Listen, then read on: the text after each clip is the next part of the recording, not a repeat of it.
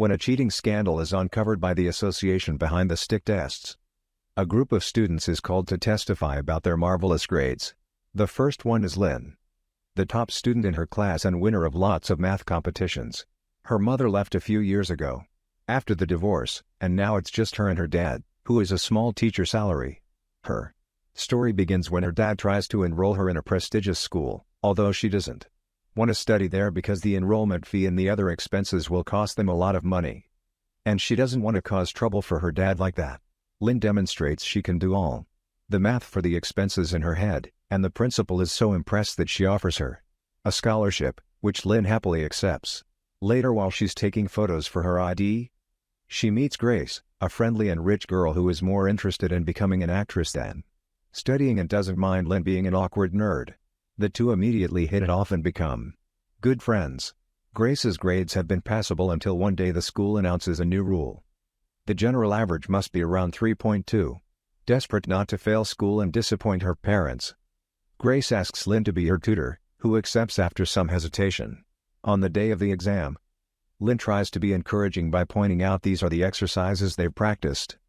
But Grace is still completely lost. Lynn flies through her test, answering everything easily. But she can't stop worrying about Grace. If Grace fails, Lynn will lose the company of the first friend she ever had. At that moment she decides to help her, so she writes the correct answers on an eraser, takes off her shoe, and drops the eraser in it. Then she kicks the shoe back to Grace, who sends her own shoe back. Unfortunately she kicks it too hard and it ends up in the middle of the classroom, but thankfully Lynn quickly solves the problem by standing up and stepping on the shoe as she goes to hand in her finished test. Grace uses the eraser and successfully passes the test with a 3.87 GPA. To celebrate, Grace invites Lynn to hang out at her pool, where they're joined by Grace's boyfriend Pat, who is also rich. Grace tells him about their little trick during the test, and Pat sees an opportunity. He offers Lynn a huge amount of money to help him and his friends cheat on all their exams. At first Lynn says no, pointing out she doesn't need it, but Pat then reveals that even with a scholarship her father is still paying admin fees.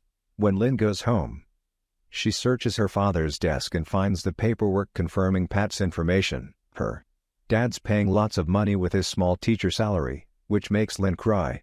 Later, while she's practicing on the piano, she asks her dad why he sent her to the fancy school. Her father says he wants her to have better opportunities and maybe even study abroad, ignoring Lynn when she says she was happier in her previous school. After Dad goes to bed, Lynn keeps practicing on the piano and she realizes her fingers make for great signaling while they play. The next day, Lynn accepts the job and teaches the group how they'll get their answers. Since the test is multiple choice, she assigns each letter to a hand pattern, and the students just have to memorize which one is which. This way they can also disguise their practicing as piano lessons, keeping the money legal and giving them an alibi for the investigation later. From then on, the group begins cheating on every exam, and the trick is a success. Lynn moves her hand on the desk, which looks completely innocent, and the others only have to watch. Teachers don't suspect anything, and everyone passes their exams with great grades. The business soon expands and each day more and more students are willing to pay for the answers. Lynn uses this money to help around the house and buys her father a nice new shirt. Everyone may have passing grades now, but Lynn is still the best in her class, and the second best is Bank, a real genius like her that doesn't know anything about the cheating business. Just like Lynn, he doesn't have much money. He's in this school thanks to a scholarship. His mother has to pay for his admin fees with a shabby laundromat salary. His memory is outstanding, as proven by the way he can quickly recite pi, but he has no tolerance for cheating. Lynn and Bank aren't really friends, but the school sends them together to math competitions and they easily win them by working together, so they consider each other good acquaintances. After winning first place in Teen Genius, they are called by the principal, who informs them that there is a scholarship abroad that they can apply for. However, there is only one slot, meaning they'll be rivals from now on. Bank feels very nervous under all this pressure, but when he gets home and discovers his old mother is washing by hand because the machine broke, he still prefers to help her rather than study. One day, Bank is approached by classmate Tong, who wants to pay Bank for his help during the exam because the piano code is too hard for him. However, Bank turns him down, not wanting dirty money. During the exam, Lynn continues to use her hand signals. As usual, but since Tong didn't memorize them, he keeps trying to peep at Lynn's paper. Suspecting Tong would try to cheat, Bank is keeping an eye on him and notices his peeping. When he finishes his own exam, Bank stands up and pretends to trip next to Lynn's desk, showing her a note saying Tong is trying to cheat, and Lynn pretends to be grateful about it. Then Bank hands in his test and tells the teacher about Tong before leaving. However, the teacher doesn't care about the warning, because the test is separated into Set A and Set B, so cheating is impossible. When Lynn and her paying friends realize this, they panic and smoothly use hand gestures to indicate who has which set. Lynn has Set A, and she first does the hand gestures for that set so everyone on that team can hand in their test. While that group is surrounding the teacher, Lynn exchanges her paper with Tong, who has Set B. Then she hurries to finish all the exercises and gestures the answers to the B group. The time is running out and the teacher comes to collect the papers when they ignore him. But luckily they manage to fill in the answers right before he reaches their desks. After the test is over, everyone thinks they're safe, but Lynn and Tong are suddenly called to the principal's office because Bank has told her about Tong. They tried to deny any cheating, but when they check the papers, the principal discovers Lynn's and Tong's are mixed. Lynn's father is called for a special meeting and the principal announces that since this is only the first time and she's a good student, Lynn won't be expelled, instead she'll lose her scholarship. Lynn calls the principal out, saying that getting admin fees out of her father when she's supposed to have a scholarship is also cheating. The school is using other people's studies to make money, just like her. Furious, the principal revokes her chance to apply for an international scholarship at university level, so now Bank doesn't have a rival any longer. However, Bank feels terrible because he feels like he got it unfairly. When they get home, Lynn's dad scolds her for what she did, showing how disappointed he is by refusing to wear the shirt she got him anymore. Meanwhile, Grace goes to Pat's home to have dinner with his parents. They think Pat has gotten better at school thanks to Grace's influence, and they want her to try for the stick with Pat so they can go to Boston University together, even promising to pay for everything. Desperate, Grace calls Lynn and asks for her help. At first Lynn doesn't want to risk her reputation again, but this time Grace appeals to their friendship and promises a pay much larger than before. Lynn accepts. But as she leaves the building reading all the test rules, she realizes there's nothing she can do to cheat the system. She begins writing a note with an apology, but at that moment, she hears a man talking to someone in another country, and she notices all the clocks with different time zones on the wall. This gives her the perfect idea. The next day, Lynn tells Grace and Pat about her plan. They're going to take advantage of time zones. Since the exam is the same all over the world, she'll take the test in Australia 4 hours earlier, then she can pass the answers back to Thailand and sell them to whoever wants to take the test. Now Grace and Pat's part will be to find more clients to pay for all the expenses. This way Lynn can also go to Boston University. To get the answers out, though, Lynn will have to memorize them. She usually can memorize so much if she has enough time, but since after finishing the test she'll only have a few minutes left, she'll only be able to memorize half the test. The only person capable of memorizing the other half would be Bank, but they know better than to ask him since he hates cheating. The night before the scholarship test, Bank is on his scooter doing the laundromat's clothing deliveries. When he gets home, he's cornered by 2 thugs that accuse him of having scratched their car with his scooter and proceeds to beat him up too. Then they throw his unconscious body in a landfill.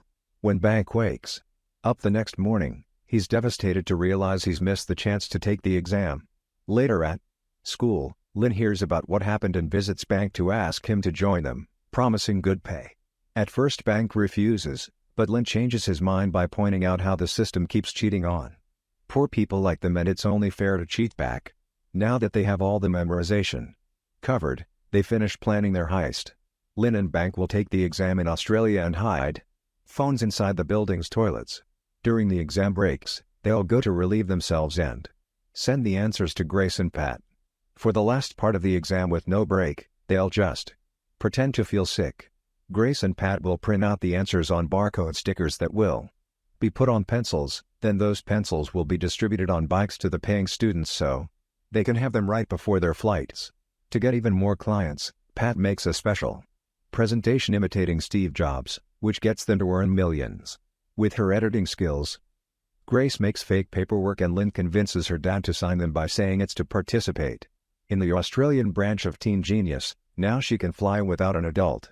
Lynn and Bank spend the following days doing practice exams and running to a bathroom to text the answers to train their memory.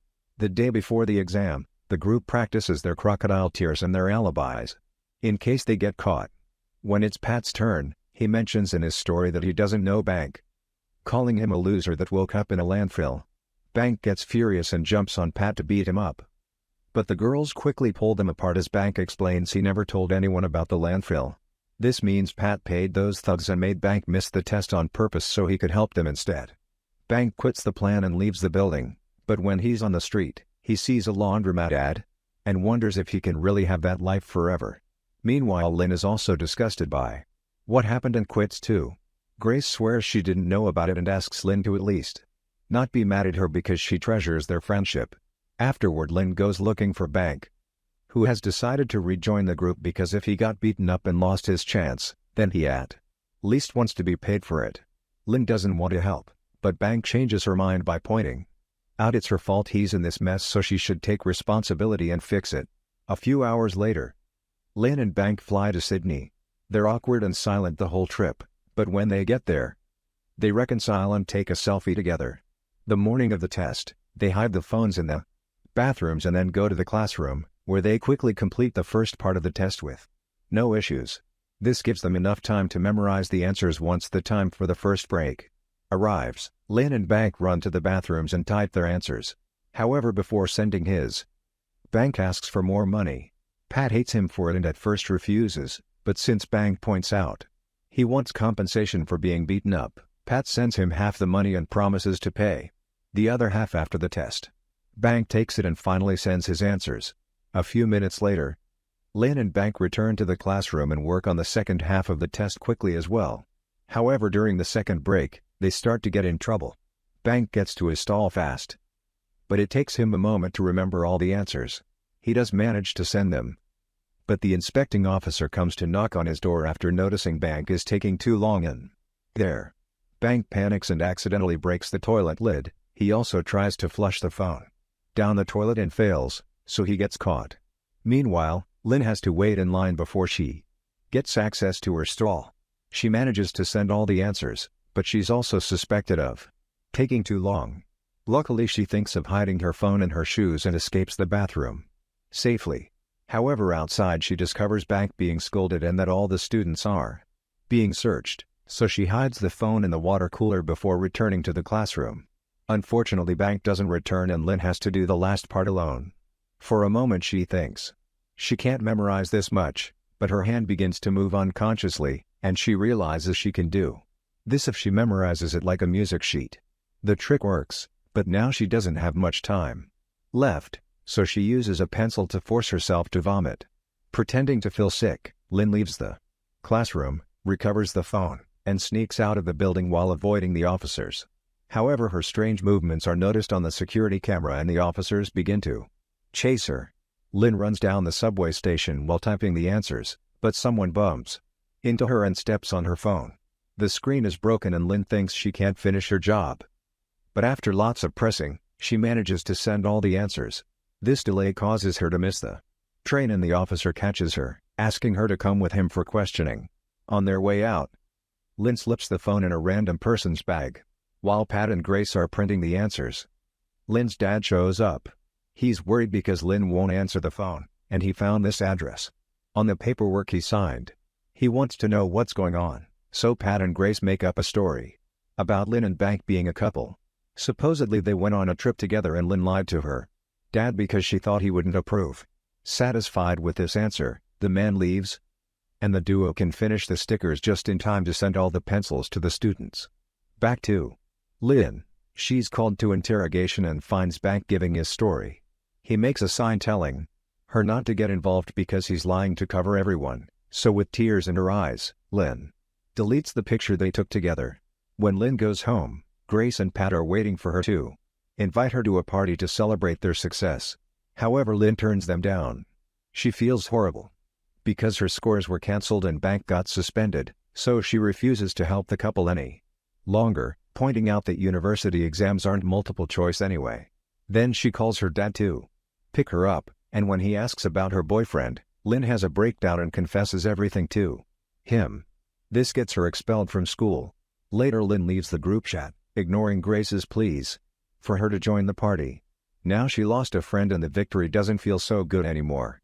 When Lynn tries to apply to a local university to study education, the officer reminds her that a teacher has to impart good morals too, which makes Lynn feel even guiltier. After the interview is over, Lynn is surprised to get a text from Bank, asking her to come over. When she arrives at his home, she notices he's been using the money to greatly improve the equipment of the laundromat. Bank explains he wants to make more money helping other students with their tests, and this time it'll be safer with a wider client base. When Lynn refuses, Bank threatens her to expose the whole affair. However, Lynn tells him she's already made her choice. Sometime later, Lynn goes to see the Stick organization, and with her father's encouragement in mind, she confesses the whole thing.